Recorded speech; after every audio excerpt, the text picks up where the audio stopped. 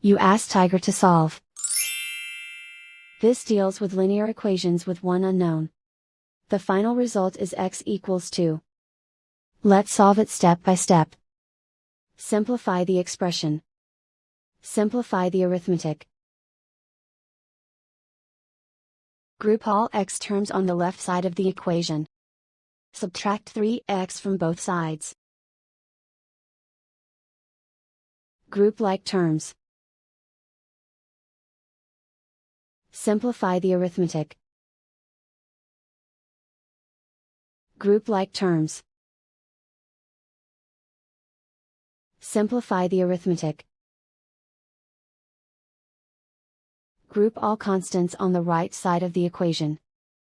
Subtract 3 from both sides. Simplify the arithmetic.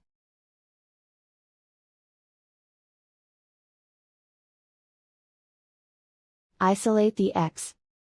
Divide both sides by 9. Simplify the fraction. Find the greatest common factor of the numerator and denominator. Factor out and cancel the greatest common factor. And so the final result is x equals 2.